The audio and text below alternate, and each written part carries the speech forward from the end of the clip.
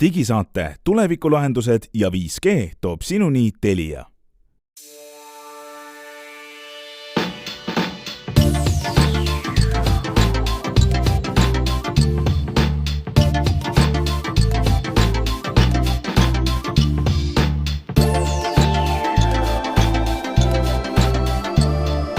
Tere head kuulajad, 27. südasuvine juunikuu päev on meiega, nimetu digisaade on teiega. Oleme täna siin kolmekesi, mina olen Hans Lõugas, Henrik Roonemaa ja Meelis Väljamäe on ka ja vaatame ette, mida see südasuvi meile pakub.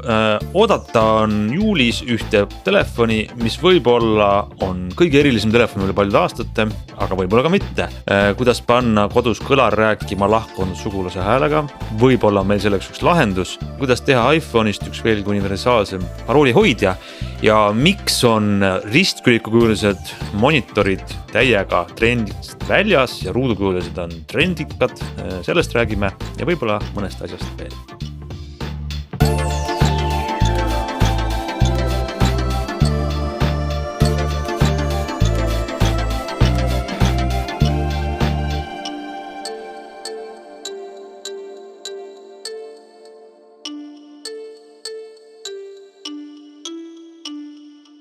No nii, alustame siis telefonist, mis ei olegi telefon, sest tema nimi on Nothing Phone 1 on selline paljude kuulujuttude ja kõlakate ja ootustega ringlev telefon, mille kohta keegi täpselt veel midagi ei tea, meie ka täpselt ei tea, aga ometi tundub olevat üks sellise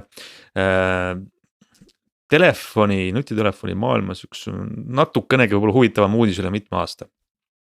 Esiteks, enne kui me siis vaatame, mis see võiks olla, kui tuttaviteks teile üldse see nimi ja bränd on Nothing? No see on selles mõttes sellise, ma ei tahaks öelda legendaarse tüübi, aga Carl Pei, kes tegi kunagi siis OnePlusi, tema nagu järgmine bränd, et nad alustasid eelmine aasta klappidega, nüüd on jõudnud telefonini ja kui kumbki neist ei ole olnud minu arust väga selline. Kas sa tead ka, miks ta legendaarne on? No sellest on suhteliselt kõva turundustüüp, et ta oskab genereerida haipi, isegi siis, kui seal taga tegelikult väga midagi ei ole. Mis seal OnePlus tuli turule? OnePlus tuli turule, eks ole, sellega, et ta oli nagu odav ja oli samamoodi, et need kõik nagu ei saanud ja mingi tohutu seiklus käis, et kuidas sa selle telefoni üldse endale hangid ja ainult nagu mingitel vähestel nii-öelda väljavalitutel oli ja tal oli ka mingeid selliseid nippe oli peal, et tal vist siiamaani äkki OnePlusidel on see nupp külje peal, kus sa saad füüsiliselt vajutada, et kas sa tahad, et see telefon, ma ei tea, vibreeriks, oleks vaikne või heliseks või mingid sellised asjad oli, aga et see hype oli nagu täitsa olemas. Mulle tundub selle Nothinguga nad jälle nagu otsivad, et see hinnaasi ma arvan jääb ära, kui ma need üksikuid lekkeid vaatan, mida nad ise on lekitanud sellest telefonist, et siis mulle pigem tundub, et ta ei tule poole odavam kui Samsungid või nad ei mängi hinnaga, ta võib tulla võib-olla isegi kallim või sama hinnaga, et nad mängivad nüüd cool'i peale, et see disain on täitsa teistsugune, tagakaas on läbipaistev ja seal on need lahedad LED-id on ju, mis paljudele väga meeldivad ja mis mulle tundub, et see on nagu üle jupi aja üks kõik koledamaid telefone, mida ma näinud olen, nii et aga see selleks, et see on maitse asi, aga selles mõttes jah, et nende strateegia on ju selgelt see, et nad lähevad, annavad ühele paarile tuntud YouTuberile seda nagu proovida ja siis lasevad nagu jupi kaupa videosid teha, mitte nii, et ma ei tohi veel sisust rääkida, ma ei tohi hinnast rääkida, eks ole, aga ma näitan teile neid LED-e seal taga. Et ilmselgelt selline haibi tekitamise strateegia on neil. Ja, et mis me teame, et 12. juuli peaks müüki tulema ja Ameerikas mitte, küll aga on põhiturud Suurbritannia ja Euroopa ja mõnes videos on see näha olnud telefon. No ega nutitelefoniga mitte revolutsiooni teha ei saa, me aeg tagasi ootasime siin neid kokkuvolditavaid telefone, need on nüüd nagu olemas, ei ole maailma muutnud. Aga mis selle Nothing Phone'il on selline, mängib isikupära peale, et ta ei ole kindlasti selline universaalselt kõigile hullult sobiv ja meeldiv telefon, vaid nagu sa Meelis ütlesid, sinu arvates on see nagu imelik on ja, aga ta näeb välja nagu läbipaistva nahakas, kus sa näed siis telefoni sisemust, mis seal toimub ja need LED tuled, mida Henrik mainis, need on ka sellised programmeeritavad, et noh, väidetavalt seal saab siis panna nad kas märguandeid märgistama või siis näitavad sulle, kas sa laed ja mis laadimistase on või pildistamisele aitavad kaasa. No midagi uut vähemalt, mille peale keegi teine pole tulnud. just selline, kus on LED-id, mis näitavad, mis staatus mingil asjal on ja mida sa pärast teed, on väga 2012, et võib-olla see on pisut retro praeguseks, aga kuidagi nagu väga klassika, et kunagi ju teised tegid sama asja ja siis nad loobusid sellest, et LED-id ilmselt maksid liiga palju või see ei olnud väga huvitav omadus on ju. Aga huvitav on see jah, et nagu sa ütlesid, et põhiturud on Inglise ja siis Euroopa ja samas nad nagu teevad aktiivset koostööd Põhja-Ameerika YouTuberitega USA ja Kanada, kuhu see telefon väidetavalt praegu ikkagi ei tule, ilmselt need USA operaatorid ei taha seda kohe omale haarata. Ja seal võib olla täitsa see operaatorite koostöövärk, et Ameerika turul on raske sisse saada. Tegelikult eks see kummitab siin meid ka järjest rohkem, et ma ei tea, kas eelmine kord me ei ole jõudnud kuulata, rääkisite siin sellest 5G-st ja sellest, et praegu on see, et kuna Telia paneb 3G kinni ja ilmselt teised ka ja siis kõik peavad voice over LTE peale üle minema ja erinevalt vanematest standarditest juhtub sellega ju see, et iga softi operaator peab tegema, iga telefonitootja peab tegema vastavalt operaatorile softi. Mis tähendab seda, et kui sa oled mõni väiksem tootja või keda operaator väga innukalt ei taha võtta, siis sellest ei saagi enam telefoni müüa, isegi sa ei saa müüa, ma ei tea, meil või kuskil kolmandast poes, eks ole, telefoni nii, et see iga operaatoriga töötaks, sest see tegelikult tõotab see tulevik väga kurvaks minna niimoodi valiku mõttes. No aga mõnikord sa peadki tegema valikuid selleks, et kuidagi eristuda ja suurel turul, kus on sul tohutult palju operaatorite tuge vaja. No see ongi kurb, et sul on vaja operaatori tuge, muul juhul sa ei saa lihtsalt eksisteerida, eks ole, vanasti sai, enam ei saa, et see on kehv, siis ongi meil lõpuks niimoodi, et meil on Apple ja Samsung ja ma ütleks, et see ei ole väga tore tulevik, kui meil tõesti see valik nii väikseks võiks jääda. Tahaks loota, et operaatorid võib-olla ka ei taha, et see valik nii väikseks jääb, et siis kaob konkurents ära ja suured tootjad hakkavad dikteerima midagi, eks ole, et võib-olla see nagu päästab. Jah, see oli muide selle Nothing Phone'iga üks selline, ütleme moto või no mitte moto, aga öeldakse, et pakkuda vaheldust sellele Apple'i ja Samsungi sellisele hegemooniale. Ega me keegi ei usu, et sellest tuleb mingi tohutu suure turuosaga või märkimisväärne telefoni bränd, aga vaheldus on oluline, mis vähemaltki neid suuri siis utsitab innovaatilisemalt edasi. Tegelikult nad ju kõik räägivad sama juttu, Nokia rääkis sama juttu, okei, Nokia praegu üritab teha seda vaheldust pakkuda odavamast turus ja Motorola on rääkinud sama juttu ja siin ka teised, eks ole, aga Huawei rääkis ja neil ka õnnestus seni, kuni piirangud peale pandi ja praegu räägib Honor sama juttu ja nii edasi, et eks siis tegelikult see vahelduse pakkumine on mõnes mõttes nagu ainus loogiline suund, kuhu minna ja see ongi see, et sa pead operaatoriga just hästi läbi saama ja andma talle midagi, mis nende arvates võiks siis klienti nagu kõnetada, eks ole, rohkem, et Nothing seda üritabki teha tegelikult on ju. Siin on küsimus ka selles, et kui palju, kui ikkagi suuremad tootjad tulevad ja nüüd rahakotiga löövad, siis juhtub see jällegi, et sul on tähed operaatori poodi sisse, sul on nagu ühel pool on iPhone'i stand, teisel pool on Samsungi stand ja siis need väiksemad on kuskil nurgas, kuhu sa kunagi ei jõua, et siis nagu see ka, et kuidas see poes paigutus on, eks ole, paljud inimesed ikkagi kõnnivad sinna poodi ja lähevad nagu vaatama ja kui nad ei näe, siis nad ei näe. Siis nad ei ostagi. Aga mis arvad pead suhteliselt tõenäoliseks, et see Eestis tuleb müügile? Ma tean, et sellel brändilt on ju need esimesed kõrvaklapid väljas, mis kuidagi siin mail liiguvad, aga kas see telefon võib jõuda siin e-müüki või? Ma ei usu, ma ei tea muidugi, Elisa on tavaliselt olnud selline operaator, kelle meeldib nagu teha selliseid väiksemate tootjatega koostööd ja olla nagu eristuv, eks, aga kes teab. Aga pigem võib juhtuda see, et ta tuleb müüki kuskile, ma ei tea, meile või kuhugi mujale, eriti selliste e-poodidesse, eks ole, sest et ilmselt siin suured Soome ja Leedu nii-öelda siis edasimüüjad või distid või kas veel Poola omad võtavad see kindlasti oma valikus, siis nad neid pakuvad samamoodi nagu pikseltelefonid liiguvad samade kanalite kaudu, eks ole. Küsimus selles, mis see hind tuleb sellisel juhul, mis see tugi sellisel juhul on ja lõpptulemus on see, eks ole, kui ta tuleb ikkagi selliste lisakanalitega piisavalt kallis, siis ju kaob võib-olla huvi, eks ole, et ikkagi sel juhul see hinnapoint jääb nagu määrama. Mina olen just muide väga optimistlik selle Nothingu suhtes, et kuulan siin teid ja miks? Mulle just tundub, et temast võib saada nagu selline, et samamoodi, et teda on nagu vähe, eks, et ta võib-olla ongi nagu kallis ja ta näeb nagu hästi teistsugune välja ja ma ei mäleta, kes see YouTuber oli, kas see oli seesama Marques Brownlee või keegi demonstreeris näiteks neid eriti lahedaid helinaid. Noh, need oli nagu jälle väike asi, eks, aga no mida sa nii pagan innoveerid selle telefoni juures täna, aga need olid teistsugused no just, mulle tundus ka, et see on nagu natuke liiga väike asi. ja vot, aga et ta on nagu kõik kokku on ta noh, selgelt nagu eristuv, eks, et kui sa tõmbad selle kusagil nagu taskust välja, et siis noh, ma ei tea, üle ma ei tea mitme aasta on ju võivad tulla mingid inimesed küsima, et vau, et mis telefon see on. Ja et nad ehitavad seda brändi ja võib-olla me kuskil 3-4 aasta pärast noh, me jõuame sinna selle Nothinguga, eks, kus nad nagu päriselt tahavad olla, et tast on saanud selline uus OnePlus või uus nagu selline massi bränd.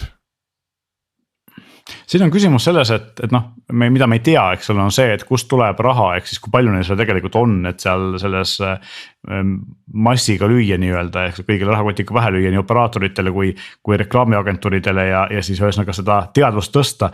Et OnePlusi puhul ei olnud nagu midagi, ei olnud ju tegelikult saladus või oli avalik saladus, et see on Oppo raha, eks ole, ja isegi kui see oli nagu brändina täiesti eristuv, nad tükk aega eitasid seda ja lõpuks ikka tunnistasid, et see nii on aastaid hiljem, siis noh, seal oli see rahakott nagu päris suur taga ja noh, midagi nad suutsid ka sellega ära teha, eks ole, aga mis investeeringud on Nothingul, seda me ju tegelikult ei tea, eks ole, ja kui neil seal väga raha ei ole, siis nad ütleme, siin turul läbilöömiseks praegu on vaja nagu väga kõvat investeeringut. Ma arvan, et neil on äkki raha, seal oli terve hulk igasuguseid vahvaid nimesid, kes seal nagu taga olid ja noh, nad on piisavalt teistsugused, mis majandus teeb. Et kas neil on võimalik tõsta raha peale, eks ole ja majandus kukub kohe kindlasti, et see on selge, aga vaata, aga küsimus on ka selles, et me mäletame, et Andy Rubin tegi ka firma, eks ole, ja tegi ka telefoni on ju, ja Andy Rubini, ma ütleks selline isiku nagu tuntus ja investeeringute kaasamise võimekus on isegi suurem kui Carl Bale ja neil ka väga ei õnnestunud, eks ole, see mitte. Aga see oli halb telefon, kui need testid välja tulid, mäletad selle, mis iganes selle nimi oli, on, et selle kohta kirjutati ju halvasti, seal tarkvara ei töötanud ja kaamera pilt oli nii kehv, et polnud aastaid üldse nii kehva. Kaamera on tegelikult üldse hästi keeruline asi, mida teha tänapäeval, aga eks me näeme, mis sellel, selge see, et nendel Nothingu taga olevatel inimestel on siiski kogemus ja teadmised, aga samas ka Andil oli see olemas. Seda muidugi jah.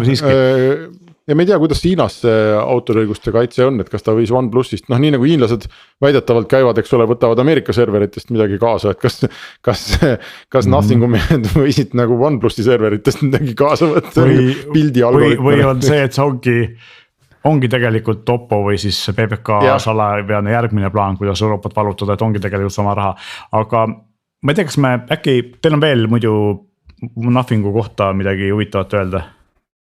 Ei, väga ei ole, ma muide arvan, et see sinu viimane märkus, et see võib olla, et me avastame, et see on tegelikult mingi suur Hiina firma, eks ole, et ühel hetkel või et see kõik on üks suur, et see kõik näeb välja nagu üks väga suur turundusoperatsioon on ju veel ühe brändi nagu turule toomisele ja erinevalt OnePlusist või mingist Redmidest ja kõigist nendest päris nagu Hiina brändidest, eks, Huawei'st rääkimata. Erinevalt neist seda Nothingut, seal on sellist Euroopa lõhna on nagu kõvasti küljes, eks, seal ütleme sellist lääne lõhna, et seal see rootslaste teenage engineering on pundis, eks ole, ja siis ma ei mäleta, kas seal oli mingi LinkedIni kunagine asutaja või see oli terve plejaad, eks ole, neid nii-öelda lääne inimesi, kes siis koos selle Carl Beiga ka seal nagu taga on, eks, et see võib vabalt olla nagu selline Hiina mingisuguse Hiina firma turundusoperatsioon, kus näitlejateks on meile tuntud ja tuttavad nagu tegelased läänest. Ja võib-olla neil on mingi osalus selles ja nad, eks ole, nad on nii-öelda investorid, aga see võib täitsa vabalt olla tegelikult väga. See ei ole küll päris Euroopa analoog, aga mulle meenutab see natukene külje pealt või kaudselt Honorit, mille Huawei jutumärkides vähemalt maha müüs ja siis selle ostjateks oli suur hunnik Hiina sellised tuntud ja vähem tuntud investeerimisfonde ja asju ja kui sa vaatad nagu Honori telefoni praegu, siis see on nagu kõiges muus, kui nimi on ta tegelikult Huawei, aga ei ole sanktsioonid all. See kõlab väga loogilisena, et see nii on, aga vähemalt tehakse see nüüd natukenegi nii-öelda puhtamalt erinevalt sellest Huawei Honori loost. Just, aga vaatame, et see on igal juhul põnev, aga tegelikult, mis ma tahtsin tegelikult sinna ennem, kui ma küsin, kas teil on veel selle telefoni kohta midagi öelda, Nothingu kohta, nimi on nii mõttetu või nii mitte midagi ütleb, et siis ei tule meelde, eks ole. Et tegelikult tuli ka või tuleb nüüd kohe siin sel nädalal välja uus Poco F4, mida on ka nagu küpp aega oodatud ja nüüd, kus nagu nad on 22. avalikustati ja tuli välja, et tegelikult ta eelmise aasta F3-st nagu praktiliselt mitte millegi poolest ei erine, et laadija on 67 vatti eelmise 33 asemel ja kaamera on natukene teoreetiliselt parem 64 megapikslit ja optiline stabilisaator, aga kõik muu, ekraan, protsessor, absoluutselt kõik on nagu eelmise aasta mudel, et oodati, siis tuli välja, et näete, saite sama telefoni natukene väike kosmeetiline muudatus ja et seal innovatsiooni ei ole nagu väga ütleme, aga mida sa ära teed, aga siin tuleb ka jällegi, et oma kuulajaid mitte siis harida, aga hoida need pidevalt kursis. Pocophone jällegi, kelle alam või tütar või sõsar või lähikondne bränd, see on siis Xiaomi selline. Ja see oli ka minu teada see F4 on ka mingisuguse Redmi telefoni kloon, ehk siis sama telefon teise nime all teist turus, sest seda Redmit müüakse Hiinas. Euroopas tuleb ta Poco nime all, aga kurb on nagu see, et nad jällegi ei teinud midagi uut, on ju.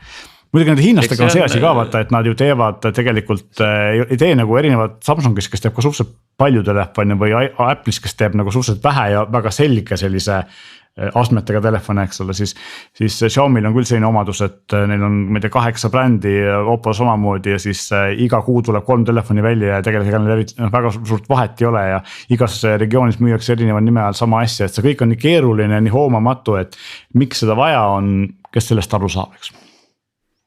Jaa, selge, aga lähme edasi järgmise teema juurde ja vaatame ja üks tehnoloogiafirma pakub nüüd võimalust, et siit ilmast lahkunud inimese häälega panna kõlar rääkima ja kellelt veel saaks natuke selline kõhe uudis tulla, kui mitte muidugi Amazonilt, Amazon Alexalt. Facebookilt saab alati sihukese asja tulla. Jah, teine tüüpkandidaat. Henrik, sa said aru, kuidas see asi töötab või? Ei, ma täpselt ei saanud, sest täpselt ei ole keegi aru saanud. Esimene asi, millest ma aru sain ja ma pean siin küll vabandama kõigi kuulajate ja sama võhiklikkust, aga Amazon kuulutas selle asja välja nüüd mõni päev tagasi mingil üritusel, mille nimi on Amazon Mars Conference ja mina ausalt öeldes kõik need aastad ei olnud üldse teadnud, et lisaks Microsoftile ja muidugi Apple'ile ja ma ei tea, kes meil siin veel on, Google'ile, eks ole, on ka Amazonil selline nagu iga-aastane teatrietendus, kus siis tehakse keynote ja väga pühaliku sellise häälega räägitakse jumalateenistusel siis uskujatele igal aastal, et näidatakse, et mis neil siis on. Aga tundub, et see Steve Jobsi kunagi loodud formaat elab nagu täiega oma elu edasi. Ja seal nad siis näitasid, see oli pigem ikkagi selline nagu tehnoloogia demo. Et jah, et väidetavad siis ainult, kui sul on anda nagu ainult piisab 1 minutist kellegi häälest Amazonile või sellele Alexale siis nagu ette.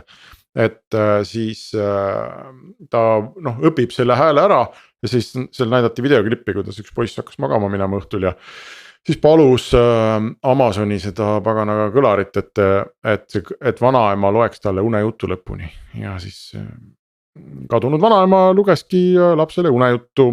Kas see kunagi nagu välja tuleb või täna ei ole ühtegi sellist kohta, kuhu oma. See on ikka päris õudne, ma küll ei tea. See on päris õudne, täna mõtlen, täna ei ole ühtegi sellist kohta, kuhu kellegi seda minutilist heliklippi laadida. Ma võin Meelis sinu hääle või Andru hääle sinna saata ja öelda, et lugege mulle mingit unejuttu õhtuks, aga täna seda ei ole.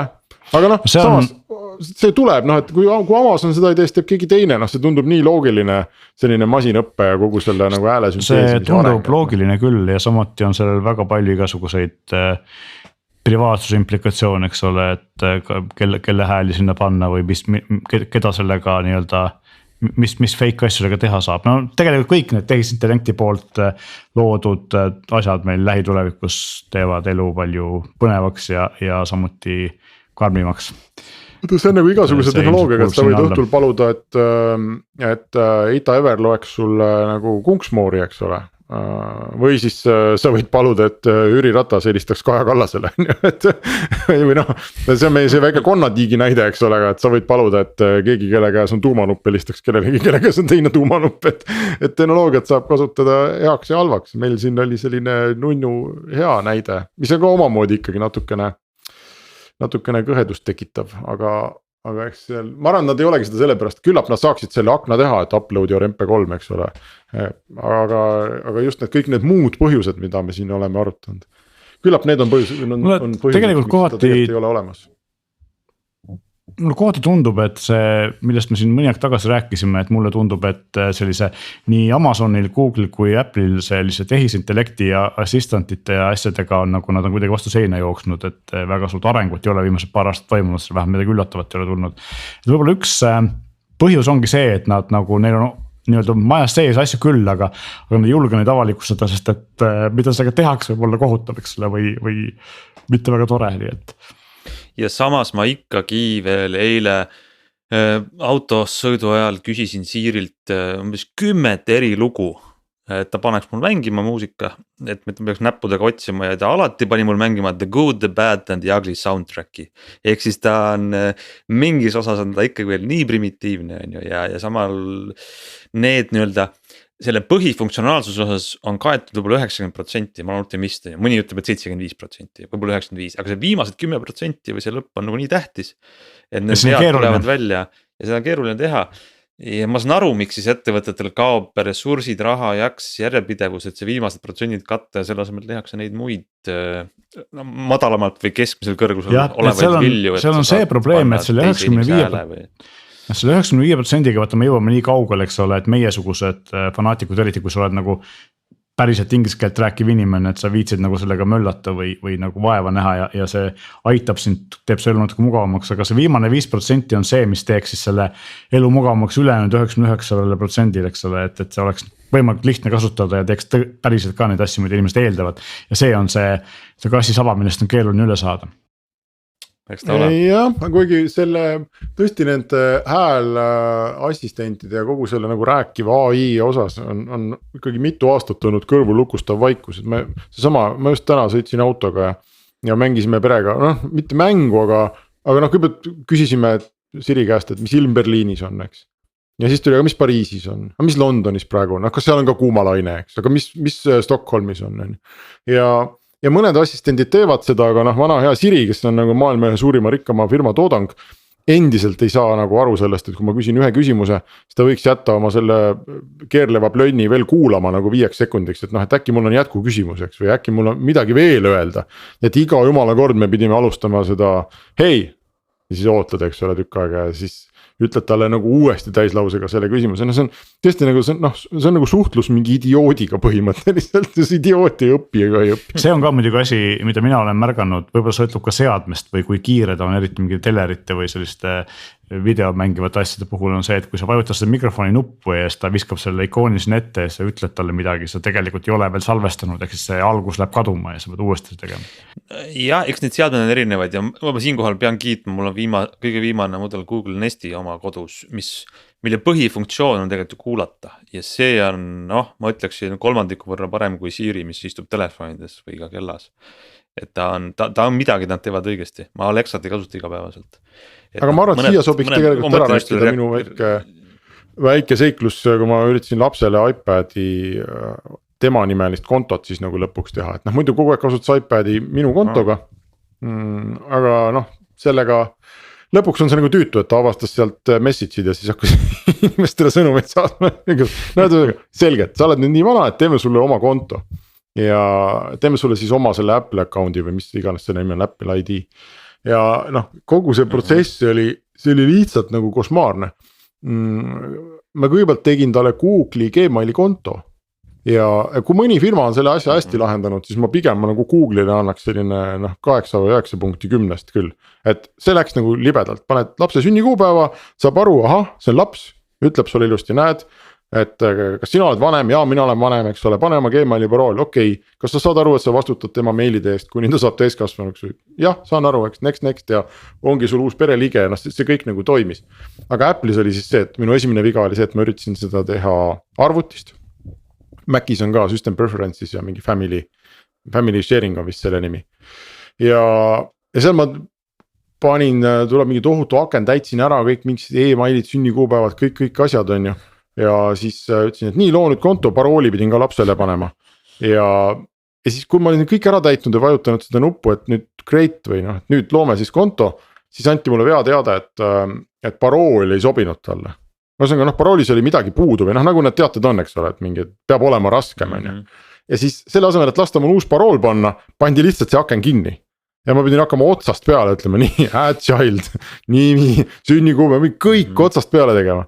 Ja siis, kui ma panin selle korrektselt, siis ta veel andis mulle, siis läks see läbi ja siis ta näitas mulle veel mingit litsentsi, ma aktsepteerisin selle.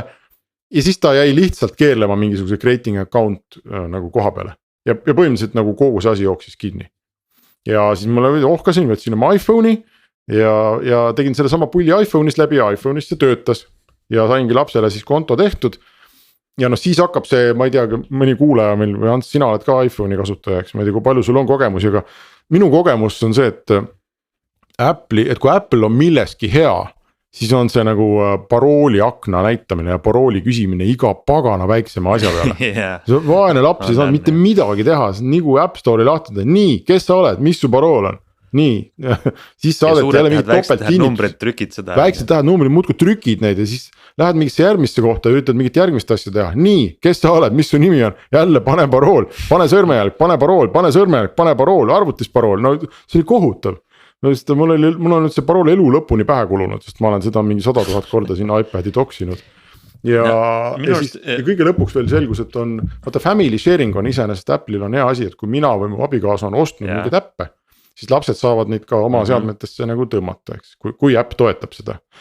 Ja muidugi on lapsele ostetud sinna ju aasta jooksul igasugu, tänapäeval kõik mängud on ju need äpisiseste või mängusiseste ostudega, eks. Mingi level, mingi tegelane, kõik on ostetud sinna eurohaaval. Siis loomulikult selgus, et neid ei saa family share'ida. Ehk põhimõtteliselt see ei ole toetatud või vähemalt mingites mängudes, kus meil oli neid vaja. Siis mängu enda nagu ametlik tugi ütles ka, et Apple ei võimalda seda ja ainuke variant on, et nüüd logi siis iPadis logi selle lapse kontoga välja, logi enda kontoga sisse, tõmba see mäng ära. Siis on sul need ostud seal nagu tagasi, siis logi enda kontoga välja, siis logi lapse kontoga sisse ja siis loodetavasti kõik töötab. See oli täiesti haige ja kosmaarne maailm ja ma ei taha mitte kunagi enam sellega tegemist teha. Et on lihtsalt mingid asjad, mis on järjekindlalt katki, nagu see sama Siri. Või nagu need mingid hääleasistendid või need ongi katki ja mulle tundub, et mitte keegi ei tegelegi üldse mitte kunagi enam sellega, et nagu korda saaks ja kõik otsivad mingit virtuaalreaalsust. Ometigi on tohutu kogus inimesi tööl, kes tegelevad sellist asjadega. Ei, ma arvan, et asi oli koguses inimestes, ma arvan, et see on nagu Eesti e-riigis on legacy, on see mingisugune vana tarkvara, mis on väga kriitiline ja kannab kõike, see alusfundament, mida keegi ei julge näppida. Minu jaoks on tõend selle kohta, see mis sa räägid Henrik lapse kohta, ma tõesti usun ja see on täiesti õige kogemus sul, aga tegelikult see ei puuduta ainult lapse kontosid, see on üldse Apple'i kontoga jamamine. Ja tõend selle kohta, kui legacy see on see minu arust, et kui ma tahan vaadata oma konto mingisuguseid sätteid arvutis, pean ma avama programmi, mis kunagi kandis nime iTunes, nüüd on ta programmi juba nime muutnud, ikoon on muutunud, kannab nime Music, aga selle programmi sees on üks koht, kus on minu konto mingisugune väljavõte ja seal on see Apple'i ID sees, sest kunagi ammu oli see konto 5, kuidas ma sain iTunesis osta neid albumeid, kui kunagi tuli välja iPod ja mingid värgid, et see on nii sügava selle Apple'i selle keldris, seal viimasel korrusel on see, nii et see ometigi Apple on tuntud selle poolest, et nad on nagu üsna sellised kiired liikujad legacy asjade ära viskamisel võrreldes näiteks Microsoftiga, kes istub seal küljes aastakümneid kinni.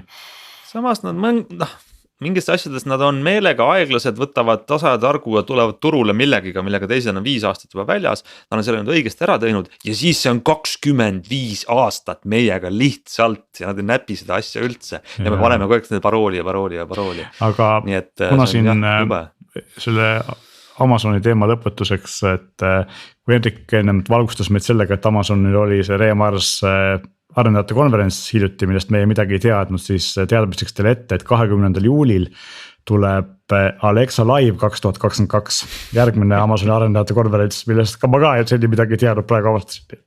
Ma ei teagi, kas see Reemars üldse oli arendajate konverents või mis pagana asi see Ega mingisugune konverents ta oli, aga see on konkreetselt siis developer konverents.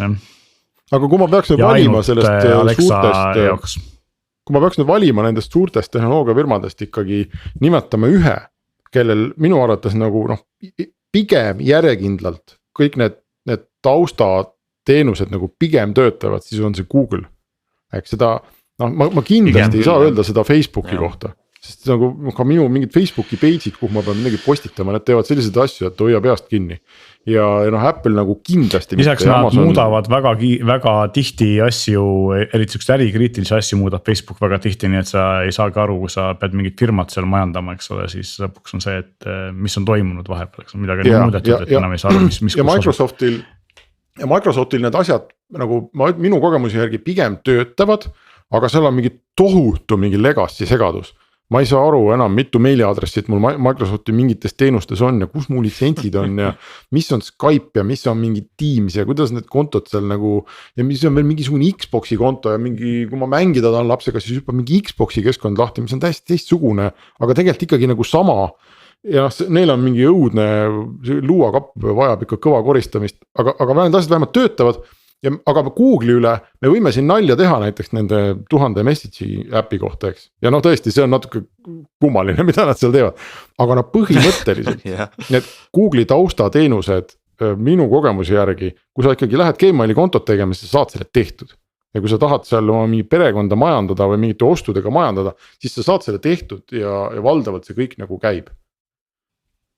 Just, mis Google'it puudutab, siis tegelikult meie siin pisikeses riigis võib-olla on ka Google selle jaoks nagu oluline nendest kolmest, eks ole, et tõenäosus on kõige suurem, et nemad viitsivad kõige esimesele teha mingisugused teenused ka eesti keele toega, eks ole. Et eriti kui me räägime mingist kõnetuvastusest ja sellist asjadest, et teiste puhul on see üsna lootusetu. iPhone'il pole vist siiamaani isegi menüüd eesti keeles, kui ma ei eksi. Ei ole. No võt, eks siis jah. Aga nii on, aga vaatame, kas leiame ka midagi sellest suvisest nädalast, millest teile rääkida. Ja võib-olla ma väikse praktilise uudisena tooksin ära ühe uuenduse. Chrome'i brauseri uuendus spetsiaalselt iPhone'ides kasutades, et see nüüd hiljuti laekus just. Ja miks sellist väikest detaili mainida, tundub nagu et üks äpp ühes platvormis, ma arvan, et ta teeb ära huvitava sellise seose platvormide vahel, miks see on huvitav. Ja enne kõike siis see, et Chrome, kes kasutab nüüd Chrome'i brauserit iPhone'is, on saanud ühe huvitava täienduse. Nimelt saab siis seda Chrome'i, mida iPhone'is kasutada, üle süsteemi seadistada kui automaatset väljade ja paroolide täitjaks, mis sisuliselt teeb siis sellest Chrome'ist paroolihalduri. Ja siin on üks oluline nüanss peidus, et tavaliselt kuidas see teekond paroolihalduriteni käib, et alguses kasutad igal pool ühte sama parooli, mis on kohutav, siis sa hakkad vähem muutma ja siis sa aktiveerid kõige esimesena, ma ütlen sellisel tavalisel inimesel, kes kohe ei tee valikut paroolihaldurisse, siis ta käivitab selles brauseris paroolide salvestamise. Ja teatavasti Chrome ja moodsamad brauserid pakuvad, et teed uut kontot kuhugile veebilehele. Ta pakub, et ma panen sinna ise, genereerin ühe keerulise ja väga raskesti ära arvatava unikaalse parooli ja salvestan su sellesse brauserisse. Ja see on täitsa okei. Kui sa kasutad internetti ainult selle ühe arvuti taga, kus sul on näiteks see brauser või arvutites. Aga nüüd on asi sellest, et me kasutame tihti need sammu kontosid nagu mitmes seadmes. Ja siis on vaja teha nüüd teadlik samm, et sa võtad paroolihalduri. Aga mida see Chrome'i praegune uuendus teeb, et ta seob ära näiteks, kui sa kasutad Chrome'i kas siis Windowsiga arvutis või Linuxiga või kas või Chromebookiga või mis iganes muus platvormis. Ja su telefon ei ole Android, vaid iPhone, siis saad ka siduda ära niimoodi, et need samad paroolid, mis on sul salvestatud selle konto külge, toimivad ka iPhone'is, kus Chrome on nagu siis paroolihaldur. Et ta on siuke oluline väike samm, mis seob ära iOS-i koos desktop operatsioonisüsteemidega, olgu see mis tahes. Et muidugi siit samm edasi jällegi soovitus, et kes ikkagi võtab ette selle ja teeb oma paroolimajanduse korda, siis võtku üks parooli haldustarkvara. Me siin enne saadet algust natukene just tegime, sikust mainisime, et millega meil endil on kogemused ja ilma vist ühegile konkreetset reklaami tegemata, siis ma parandage mind, kui tahate mind täiendada või ma eksin, aga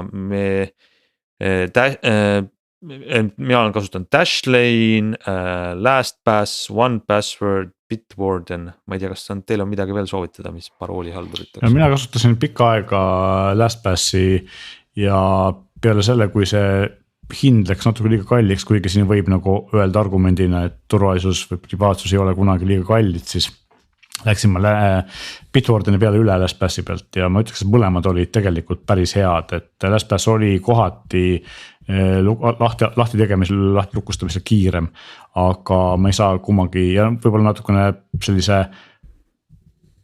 polist või siis paremini tehtud kasutajaliidesega, aga tegelikult ka Bitwarden on arvestatud, et ta on põhifunktsionaalsus on tasuta ja tasuline versioon on hästi soodne, 10 eurot kuus, kui ma mind ei peta, siis tegelikult on päris hea ja OnePassword pakub vist ka siiamaani mingit tasuta varianti, aga seal on see, et sa pead seda faili kuskil ise turvalisus kohas hoidma, just.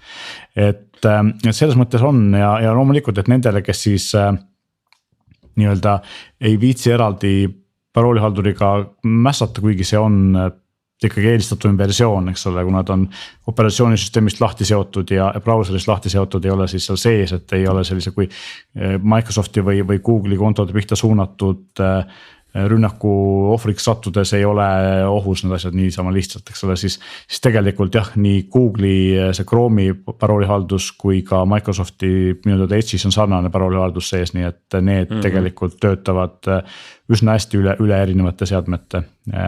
On parem, kui hoida ühte sama parooli kasutada kogu aeg, nagu paljud kipuvad tegema, eks ole, see on kõige suurem viga, mida kindlasti tohiks teha. Nii, väike positiivne uudis neile ära siis, mis veel, ma saan aru, et teil on silma jäänud see, et on uut sorti monitor nüüd trendimas. Ma ei tea, kui palju ta trendimas on, ma nägin paari review'd YouTube'ist ja mulle tundus kohe väga huvitav. Keegi siin meenutas, et Glen vist CES-i ajal isegi rääkis sellest ja see on täiesti võimalik.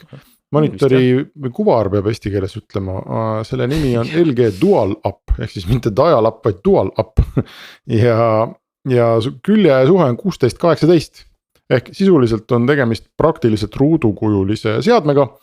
Hind on $700 ja põhimõtteliselt see on see nagu 21,5 tollist kuvarit üksteise otsa pandud. Nii et kokku tuleb siis 2560 korda 2880 pikselit selline latakas.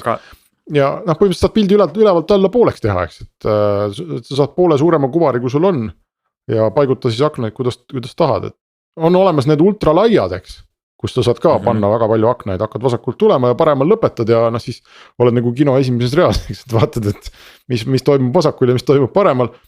Ei ole ise kasutanud ei seda ultralaia ega LG Dual Upi, aga mulle mõnes mõttes see ruudukujuline tundub nagu parem mõte, et võtab laua peal vähem ruumi. Et ta võtab ruumi kõrguses, kus sul vahet pole enamasti, eks, ja võib-olla ongi hea, kui sa istud kellegagi üle laua, et siis nagu üldse kohe ei näe seda teist inimest üle monitori. Ja need aknad on ka nagu kuidagi koos, et sa ei pea pidevalt vasakule paremale vahtima. Mulle tundus see täitsa huvitav nagu mõte. Ja et sul on täiesti õigus selle koha pealt, et mõned asjad tehakse niimoodi, et on innovatsiooni pärast või et lihtsalt näidati midagi uut ja kui mina seda monitori esimest korda nägin, siis mulle tundus ka pildi pealt vaadates, et täiesti mõttetud, milleks sellist asja vaja on, et selline lai ekraan monitor on väga mugav ja juba täiesti nagu olemas ja töötab hästi. Aga siis ma vaatasin neid pilte ja sain aru, et et tegelikult see, mida inimesed siin nende LG enda poolt tehtud stuudiopiltide pealt teevad, on see, et nad enamasti siis tegelevad videotöötlusega või audiotöötlusega, eks ole, ja selle jaoks on selline üksteise peal olevate virtuaalsete akende asetus ikkagi nagu täiesti ideaalne lahendus, et igal asjal oma nišš ja selles nišis on see monitor suurepärane ja ilmselt on seal ka teisi kasutusvõimalusi, mille peale ma praegu ei tule, mis on võib-olla sama head, eks ole, et asi, mis väärib oma kohta, ütleme siis niimoodi. Aga meeldis, kui sa peaks töötama näiteks mingi paralleelselt näiteks 2 Wordi dokumendi ja 2 Exceli dokumendiga. Sa pigem tahaks ka võib-olla need panna niimoodi 2-2-2-2 või kas sul on mingi põhjus, miks sa eelistaks nagu laotada nad vasakult paremale niimoodi suurde rivisse? Ideaalis sellisel juhul Excelis mulle, see on harjumise asi. on täiesti võimalik, et tegelikult on niimoodi parem töötada. Aga praegu ilmselt mul on liiga sisse harjunud see, et ma liigun vasakult paremale ja paremalt vasakule 2 Wordi või Exceli dokumendi vahel. Wordi puhul ma tegelikult eelistaks veel, mul on ka endal, kui ma teen seda arvaga, need tellimonitorid 2 tükki, millele saab ekraani pöörata vertikaalseks, et Wordi puhul ma ideaalis isegi võib-olla pööraks nad mõlemad monitorid vertikaali ja siis liigutaks üksteise vahel või noh, see on nagu 2 monitori puhul, eks ole, aga mul ei ole ühte seda ultrawide'i endal olemas, aga ma tean inimesi, kes kasutavad ja väga kiidavad, nii et see on kindlasti on see harjumise asi, et on täiesti võimalik, et üksteise peal tegelikult dokumenti hoides on see parem, aga mulle lihtsalt tundub, et kui ma kerin seal dokumendis, eriti just Wordis, Excelis on teistpidi, eks ole, seal ta lai dokument või Exceli tabelid on reeglina laiad. Ja seal on see sellist tüüpi paigutus võib-olla isegi parem kui üksteise kõrval. Wordi puhul ma kahtlen selles. Meelis, ma tahan su kommentaariks öelda, et jällegi võib-olla see nõuab nüüd siin teaduslikku lähenemist ja analüüsida, miks see nii on, aga mul tundub, et su sisetunne on õige. Minul on ka see tunne. Ja võib-olla see on midagi väga ürgset meie keha ehituses, sest me vaatame peaga vasakule paremale ja see on loomulikum, kui vaadata üles alla kaelaga või silmadega isegi. Minu puhul on jällegi. Ma tahan öelda seda, et monitoride kuidagi selline tööasend võib olla väga individuaalne. Ma tean inimesi, kes võib-olla sellist ruudukujulist kõrgustesse küündivat monitori naudiksid, aga ma tahan, mul nagu intuitsioon ütleb, et inimesel on loomulikum vaadata vasakule paremale.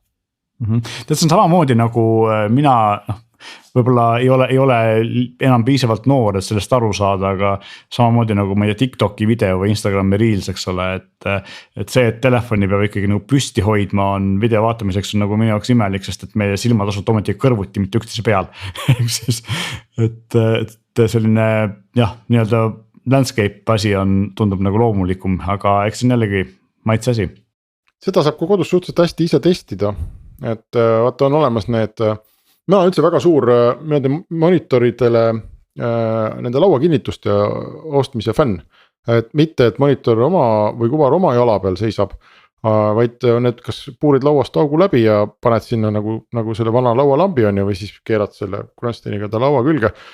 Ja mulle õudselt meeldib on see, et kogu see monitori alune pind on siis tühi.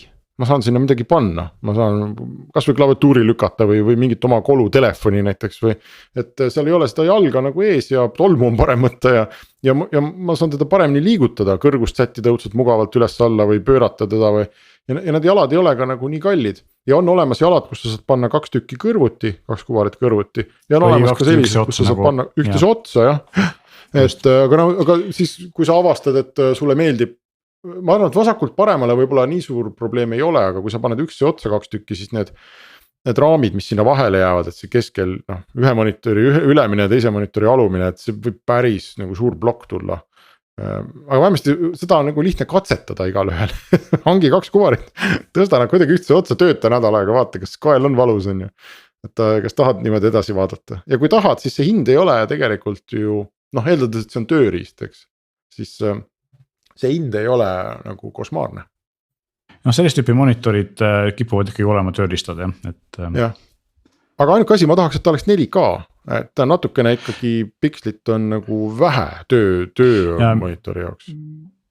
Minu puhul tekitab alati sellist hämmastust see, kui selliste monitoride puhul tootja räägib, et meil on HDR10 tugi ja mis iganes veel, ja siis eredus on 300 nitti, et 300 nittiga sa ei tee eriti HDR-iga midagi vaatamiseks. Rääkimata sellest, kui sa peaksid sealt töötlema mingit HDR videot, kus sa peaks saama nagu õiged värvid, siis see eredus ei ole piisav selleks, et saada töödelda HDR-is videot, ehk siis tegelikult sellise eredusega monitoride puhul ei peaks nagu HDR-ist rääkima. Aga ju siis on vaja. Nii on ja ma vaatan, et meie saates, meil on veel üks teema mainida, mis mulle silma jäi selle kohta, kuidas tegutseb suur platvorm Instagram, sulgudes Facebook, sulgudes Meta. Ehk siis Instagramil on uus selline vanuse kontrollimehhanism, teatavasti kasutavad Instagrami paljud inimesed, me kõik kasutame täiskasvanud, aga alaealised, aga kasutustingimustes on ikkagi väga selge vanuse piirang, 13 aasta piirang ja teiseks on ka teatud osa sisust või määrad, et sa oled täiskasvanu. Ja eks need sotsiaalmeedia rakenduse platvormid on saanud niikuinii kõvasti kuuma selle eest, et see ütleme, reaalne kontroll on seal olnud olematu, et sa paned, et ma olen 65, kui tegelikult oled 8 ja siis vaatad kõike. Nüüd on siin Instagramil selline plaan, et mis esialgu rakendatakse USA-s, et teismelised peavad oma vanuse kinnitama ja selleks on 3 võimalust. Esiteks laed nagu kuskile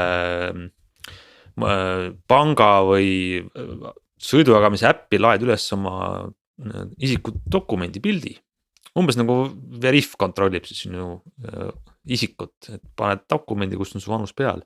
Teine võimalus, sa pead laskma 3 teisel täiskasvanud kasutajal siis kinnitada, et jah, et sa oled tõesti nii vana, nagu sa väidad ennast olevat. Või 3. asi, teed siis video, enda näost video, kus siis, mis peaks aitama veenduda, et see vastab sellele sinu vanusele. No, sellist pankade poolt kasutatavat kontrolli, kus on ka siis selfie just. Või video pluss dokument, tavaliselt on mõlemad, eks nii dokument kui siis see video. Ja sellepärast mul see silma jäigi see uudis, et mõnes mõttes tehnoloogiliselt on meil see probleem ju ammu lahendatud. Kuidas veendud, et see inimene seal teisel pool on täpselt nii vana, kui ta väidab, et ta on olevat. Annab siis mingisuguse kinnituse või teeb ennast video. Aga see natuke selline 2 otsaga mäng, et tegelikult pole ju Instagramil, sulgudes Facebookil, sulgudes Metal mingit nad natuke lohistavad jalgu, ega nad tegelikult ju ei taha hirmsasti seda ranget vanusekontrolli teha, mis siis tehnoloogia on selleks olemas, sest et see tegelikult võib tähendada, et paljud inimesed tuleb kontot kinni panna või ära saata sealt platvormilt ja see tähendab kasutajanumbrite kukkumist ja see tähendab äriliste näitajate sellist nadimaks minekut. Et nüüd on piisavalt palju nad saanud kriitikat, nad ikkagi selle vist siis panevad käima vähemalt USA-s. See meenutab mulle kõik seda juttu sellest, kuidas Apple ei taha, et inimesed saaksid oma telefone parandada, aga nad on sunnitud seda tegema ja siis nüüd hiljuti tõid mingisuguse sellise mingi teenuse või ma ei tea, mis selle kohta öelda välja, siis sa tellid, sulle saadtakse koju mitukümmend kilo mingisugust tehnikat. Ja sul on paar päeva aega selle kiloga hakata oma telefoni remontima, nüüd saad trahvi. Et nad juriidiliselt kui tõesti peab. Tagatis raha selle asja eest. Jah, see tundub umbes samasugune asi, et me üldse ei taha seda teha ja me teeme seda nii idiootsel viisil kui võimalik. Ja nii see on, eks tuleb linnuke kirja saada, et me teeme seda ja kontrollime, aga küllap jääb võimalus siis ikkagi näidata, et see konto on aktiivne ja kasutajatele näidatakse seda sisu, mida nad on, mis nende õige vanus on, ehk siis tegelikult ei panda su kontot kinni, kuna see oleks kõige hullem otsus, aga siis võib-olla pannakse sind väikesesse suunatud voogu, et sa näeksid eakohast sisu. Aga mulle tundub, et meie juunikuu kõige viimane digisaade on vist täitsa lõpusirgel või kuidas teile tundub? Siis on meid ootama sees kuum juulikuu, ma loodan, et teie kõik seadmed ja akut ja te ise ja teie ajud peavad kuumusele vastu. Nädala aja pärast me oleme tagasi ja neid vanu nõukogudeaegseid külmkappe, mis kuumusega küpuvad ära surema, ilmselt väga palju järgi jäänud ei ole. Jah, tehnikat tuleb hoida, ennast tuleb hoida kuuma eest mõlemat. Ja eriti akudega asjad, akud ei kardavad nii külma kui kuuma, eks ole, et ekstreemne kuumus ei meeldi ja tegelikult telefonid samamoodi ja seal eriti kus teed mingit videot või vaatad mingit videot, siis protsessor läheb niigi kuumaks ja kui ta veel päikse käes ka on, siis on hästi ohtlik ja muidu üks asi kindlasti ka see, et kui te lähete autoga kuuma ilmaga kuskile, siis võtke oma asjad kaasa ja jätke neil kuuma autosse, see võib lõpetada halvasti tehnikale. Kuule, sa andsid mulle veel, tahtsin juba saatele kuulutada lõppu välja, aga ma ühe soovituse pean ka jagama veel, nagu sina just ütlesid, sest et mul on selline ühes autos olev autolaadija, mis kinnitub ventilatsiooniresti külge ja mille sees on juhtmevaba laadija, et ma panen telefoni sinna külge ja ta laeb automaatselt juhtmevabalt ja see teeb telefoni kuumaks see laadimine ja kui nüüd on päikse käes, siis ta läheb veel eriti kuumaks ja ainuke asi, mis see päästab, on siis see, et seda ikkagi kõvasti ventileerida seda. Just mõtlesingi, et samal kuidas sul see ventilatsiooni augu küljes on, siis sa saad sealt panna konditsioneeri tööle ja lasta jahedat õhku, eks ole. Kui ta on aknaklaasi küljes, siis ta seal läheb üldiselt veel kuumemaks ja seal nagu veel. Aga paljumate uuematel autodel on ka see juhtmeva laadimise padi, ütleme keskkonsoolis, kus ei ole seda ventilatsiooni, nii et hoidke nagu silm peal, et see läheb. Üks asi muidugi ka see, mille peale tegelikult ei mõelda, et päris paljudel on pardakaamera, mis on permanentselt auto küljes kinni ja mis on või noh, küll võib-olla ära käiva kinnituse peal, aga mida ei võeta ära. Ja seal on tihti ka sees aku, mitte kõigil küll, aga osadel, et seal võib ka juhtuda see, et see liigne kuumus võib arvasti mõjuda, võtke ta küljest ära, pange ta kas või sinna kindla laekasse, eks ole, selleks ajaks. No vot, selliste soovitustega peaksite küll järgmise nädalani vastu pidama, nii et aitäh kõigile kuulamast ja kuulmiseni jälle.